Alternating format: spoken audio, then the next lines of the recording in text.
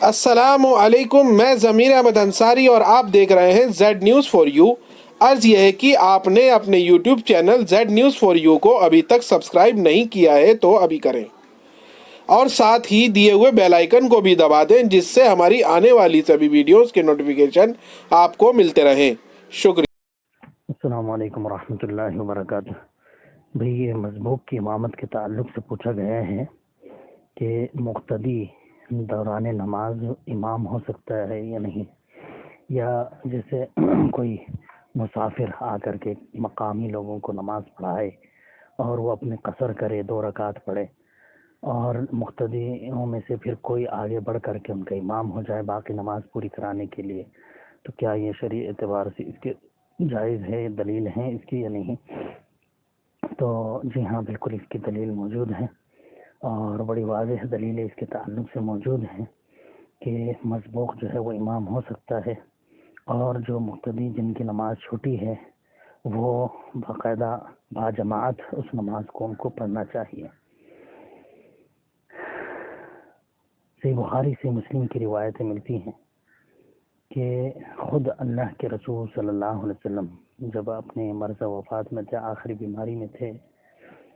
حضرت ابوبکر رضی اللہ عنہ کو نماز پڑھانے کے لیے کا حکم دے دیا گیا تھا۔ تقریباً 17 نمازیں حضرت ابوبکر رضی اللہ عنہ نے آپ کی زندگی میں پڑھائی۔ ان میں سے کسی ایک نماز میں جب اللہ کے رسول صلی اللہ علیہ وسلم کو افاقہ ہوا تو اللہ کے رسول صلی اللہ علیہ وسلم آئے مسجد میں، اور آپ نے جو ہے نماز میں آپ شامل ہو گئے۔ لوگوں نے جو ہے اشارے کیے حضرت ابوبکر رضی اللہ عنہ کو، کوئی تسبیح کہتا، کوئی اللہ اکبر کہتا، تو حضرت ابوبکر رضی اللہ عنہ کو جیسے محسوس ہوا، احساس ہوا کہ اللہ کے رسول صلی اللہ علیہ وسلم آئے ہیں مسجد کے اندر، نماز میں شامل ہوئے، تو باقاعدہ پیچھے ہٹ گئے۔ اللہ کے رسول صلی اللہ علیہ وسلم نے حضرت ابوبکر کو روکا، لیکن وہ ہاتھ کھڑے کر کے سیدھے پیچھے ہٹ گئے، اور اللہ کے رسول صلی اللہ علیہ وسلم آگے بڑھ گئے اور آپ نے نماز پڑھائی۔ تو اس سے بھی معلوم ہوا کہ پہلے حضرت ابوبکر رضی اللہ عنہ امام تھے، پھر اللہ کے رسول صلی اللہ علیہ وسلم امام ہو گئے، جبکہ اللہ کے رسول صلی اللہ علیہ وسلم پہلے مقتدی کے حیثیت سے ملے تھے، لیکن پھر امام ہو گئے دوران نماز ہی۔ اور حضرت ابوبکر رضی اللہ عنہ کے پیچھے ہٹنے پر اللہ کے رسول نے جب پوچھا تو کہا کہ اللہ کے رسول ابوبکر کی یہ مجال نہیں کہ اللہ کے رسول کے ہوتے ہوئے وہ نماز پڑھائیں۔ تو بہرحال اس سے یہ واضح ہوا کہ مسبوق جو ہے، مقتدی جو ہے، وہ امام ہو سکتا ہے۔ اس کے علاوہ اور بھی بہت ساری روایات ہیں، چاہے مسبوق کا امام بنے یا اثر نو مقتدی کا وہ امام بنے، یا پہلے جو ہے مقتدی کا وہ امام بنے، مسبوق ہونے کی حیثیت سے عام ہے یہ دلیلیں، یہ حدیثیں جو ہیں بخاری مسلم کی، اور کوئی بھی دلیل جو ہے اس جواز کے معنی نہیں ہے، یعنی جو ہے اس کے خلاف کوئی بھی دلیل ہمیں نہیں ملتی شریعت میں۔ اس کی تائید میں بہت ساری دلیلیں ہمیں مل جاتی ہیں کہ کوئی نماز پڑھ رہا ہو اس کے ساتھ مل کر کے نماز پڑھ لی جائے۔ اسی وجہ سے ہم دیکھتے ہیں امام ابن تیمیہ رحمۃ اللہ علیہ اپنی فتاوی مجموع الفتاوی کے اندر بہت واضح الفاظ میں جو ہے انہوں نے لکھا ہے کہ فی رجل ادرک مع الجماعۃ رکعۃ، کہ ہر نماز پڑھنے والے نے جس نے 1 رکعت امام کے ساتھ پائی، پھر اپنی نماز پوری کرنے کے لیے جو کھڑا ہو گیا اور دوسرا شخص اس کے ساتھ آ کر کے مل جاتا ہے، حالانکہ وہ اپنی نماز پوری کر رہا تھا، تو کیا یہ جائز ہے؟ تو اس کے جواب میں انہوں نے یہی کہا کہ یہ بالکل جائز ہے، اکثر علماء کا یہی مذہب ہے، اور اس کے دلائل احادیث سے موجود ہیں۔ تو شرعاً جو ہے مسبوق امام ہو سکتا ہے، کیونکہ اس میں کوئی شرعی قباحت موجود نہیں ہے۔ ہاں، مسلکی قباحت ہم کہہ سکتے ہیں کہ بھئی حنفی مذہب کے اندر جو ہے نیت کا بدلنا، کہ ایک مسبوق جو منفرد ہو جاتا ہے، اکیلا ہو جاتا ہے، جس کی رکعت چھوٹی ہیں، وہ نیت بدل گئی اس کی اور وہ جدید امام بن گیا۔ شریعت میں تو اس میں کوئی قباحت نہیں ہے، لیکن لوگوں نے جو فقہ مرتب کی ہے، مذہبی مسلکی جو مسائل بنائے ہیں، ان میں جو ہے یہ چیز نظر آتی ہے کہ اس میں وہ منع کرتے ہیں۔ حالانکہ حدیث رسول صلی اللہ علیہ وسلم تو واضح اس کے خلاف ہے، جو یہ اس طرح کے لوگوں نے فقہ کے اصول بنا لیے ہیں۔ ہم دیکھتے ہیں بخاری مسلم ہی کی روایت میں حضرت عائشہ رضی اللہ عنہ کی وہ روایت بھی ملتی ہے کہ کان یصلی فی حجرتہ وجدار الحجرۃ قصیر فرع الناس شخص رسول اللہ صلی اللہ علیہ وسلم فقام الناس یصلون بصلاته، کہ اللہ کے رسول صلی اللہ علیہ وسلم اپنے حجرے میں اکیلے نماز پڑھ رہے تھے، دیوار جو ہے وہ چھوٹی تھی حجرے کی، لوگوں نے آپ کو دیکھا کہ آپ نماز پڑھ رہے ہیں اور پیچھے انہوں نے صف بنا لی اور سب لوگ نماز کے لیے کھڑے ہو گئے، تو اس طرح اللہ کے رسول صلی اللہ علیہ وسلم امام ہو گئے اور لوگوں نے آپ کی ابتدا میں نماز پڑھی۔ امام شوکانی رحمۃ اللہ علیہ اسی حدیث کو پیش کر کے کہتے ہیں کہ جائز ہے کہ منفرد جو ہے وہ امام بن جائے، يجوز انتقال المنفرد اماما في النوافل وغيرها بعد من الفارق، کہ نوافل ہوں یا فرائض ہوں دونوں میں ہی منفرد کا امام ہو جانا جائز ہے لا حدیث کی روشنی میں۔ اسی طرح ہم دیکھتے ہیں صحیح مسلم وغیرہ کی روایت ہے حضرت انس بن مالک رضی اللہ عنہ کی، جس میں وہ مشہور حدیث ہے کہ بھی رمضان میں اللہ کے رسول نماز پڑھ رہے تھے اکیلے رات کی قیام اللیل، لوگ جو ہے آپ کے پیچھے کھڑے ہو گئے اور ایک باقاعدہ جماعت بن گئی۔ جب رسول اللہ صلی اللہ علیہ وسلم کو محسوس ہوا کہ لوگ آپ کے پیچھے ہیں اور جماعت سے نماز پڑھ رہے ہیں،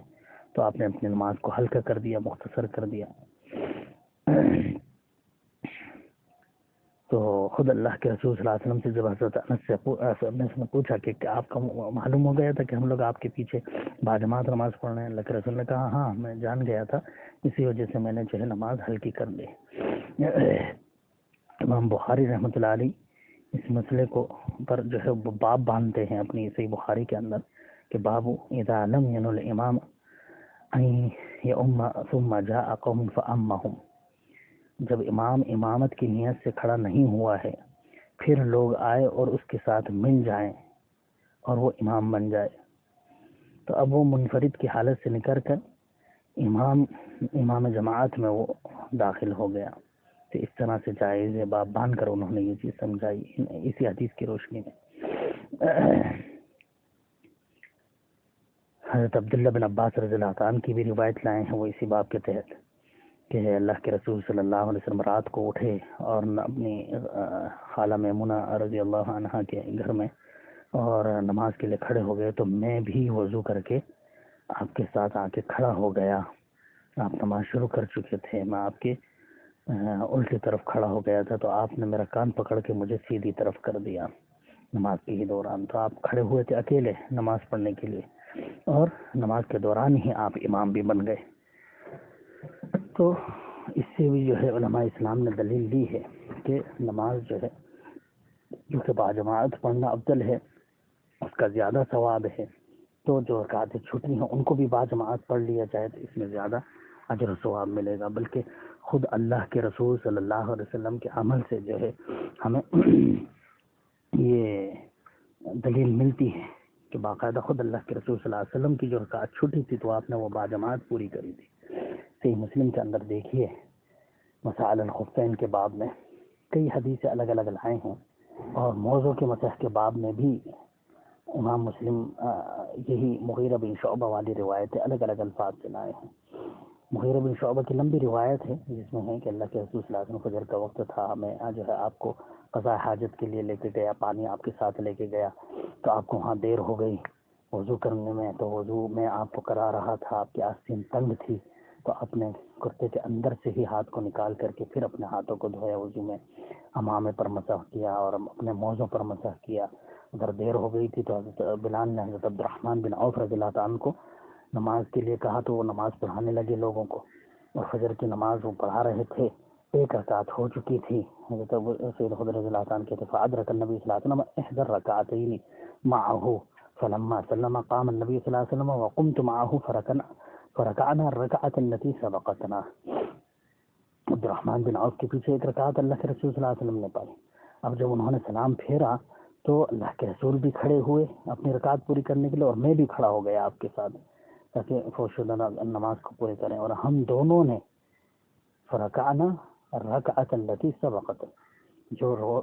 رکعت فوت ہو گئی تھی ہم سے اس کو ہم دونوں نے ایک ساتھ پورا کیا۔ وہ کس طرح پورا کیا؟ یہی حدیث آگے مسائل الخفین والے باب میں یہی حدیث بیان کری امام مسلم نے، اور اس میں واضح الفاظ ہیں آخر میں کہ صلی بنا رسول اللہ صلی اللہ علیہ وسلم، اللہ کے رسول نے وہ نماز جو ایک رکعت چھٹی تھی وہ ہمیں پڑھائی، یعنی ہم نے باجماعت پڑھائی، اللہ کے رسول نے وہ رکعت مجھے پڑھائی۔ سنن نسائی میں بھی یہ الفاظ موجود ہیں اور صحیح مسلم کے اندر بھی یہ موجود ہیں، جس سے واضح ہے کہ باقاعدہ اللہ کے رسول صلی اللہ علیہ وسلم کی جو رکعت چھٹی تھی اس کو باجماعت ادا کیا اللہ کے رسول صلی اللہ علیہ وسلم نے۔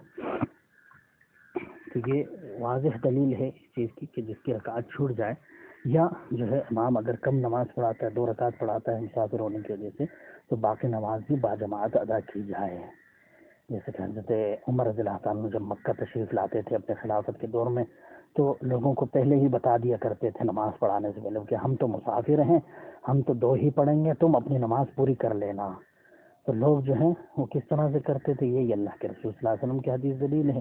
کہ اللہ کے رسول نے کس طرح پوری کری، کہ باجماعت ہی پوری کری۔ امام بخاری رحمۃ اللہ علیہ ایک جگہ باب باندھتے ہیں، باب الرجل یأتم بالامام ویأتم الناس بالماموم، باب ایسے آدمی کے بارے میں جو کہ امام کی اقتداء کرتا ہے، پھر لوگ اس مقتدی کی اقتداء کرتے ہیں، یعنی پہلے تو وہ خود مقتدی تھا، لوگوں کی اقتداء کر رہا تھا، اور پھر بعد میں اس کے جو ہے وہ لوگوں کی امامت کر رہا ہے، لوگ اس کے مقتدی بنے ہوئے ہیں۔ اور پھر حضرت ابوبکر رضی اللہ عنہ والی روایت لائے ہیں وہ کہ اللہ کے رسول صلی اللہ علیہ وسلم جو ہے حضرت ابوبکر نماز پڑھا رہے تھے، اللہ کے رسول صلی اللہ علیہ وسلم آئے اور آپ کے برابر میں کھڑے ہو گئے۔ تو اس میں کیا ہے، فکان ابوبکر یصلی قائما وکان رسول اللہ صلی اللہ علیہ وسلم یصلی قاعدا، یقتدی ابوبکر بصلاۃ رسول اللہ صلی اللہ علیہ وسلم والناس یقتدون بصلاۃ ابوبکر۔ اللہ کے رسول صلی اللہ علیہ وسلم آپ کے بازو میں آ کر کے بیٹھ گئے، تو حضرت ابوبکر تو اللہ کے رسول صلی اللہ علیہ وسلم کی اقتداء کر رہے تھے، اور لوگ جو ہے ابوبکر کی اقتداء کر رہے تھے، یعنی جو ہے حضرت ابوبکر زور سے تکبیر کہہ کر لوگوں کو نماز پڑھا رہے تھے، اور اللہ کے رسول صلی اللہ علیہ وسلم کی ابتدا خود ابوبکر رضی اللہ عنہ کر رہے تھے۔ تو اس میں جو ہے وہ فتح الباری، نیل الاوطار وغیرہ کے اندر آپ دیکھیں اسی حدیث کی تشریح میں کیا لکھتے ہیں، وفیہ جواز ان المرء قد یکون فی بعض صلاته اماما وفی بعضه ماموما۔ اس حدیث سے اس چیز کی دلیل واضح ہوتی ہے کہ آدمی کا بعض نماز کو اقتدا کی حالت میں گزارنا اور بعض نماز کو امام بن کر گزارنا بالکل جائز ہے۔ دیکھیے فتح الباری وغیرہ میں بہت واضح الفاظ کے ساتھ یہ موجود ہے۔ تو امام نسائی رحمۃ اللہ علیہ بھی جو ہے اسی طرح سے باب باندھتے ہیں، اہتمام بمن یأتم بالامام، اس شخص کی اقتداء کرنا جس نے امام کی اقتداء کی ہو، یعنی پہلے تو وہ خود امام کی اقتداء کر رہا تھا، اب لوگ اس کی اقتداء کر رہے ہیں، یعنی وہ امام بن گیا ہے۔ تو یہ باب باندھ کر ہی محدثین نے جو ہے یہ بات واضح کر دی ہے، مسئلہ واضح کر دیا کہ یہ انہی حدیثوں سے اس چیز کی دلیل لی جاتی ہے کہ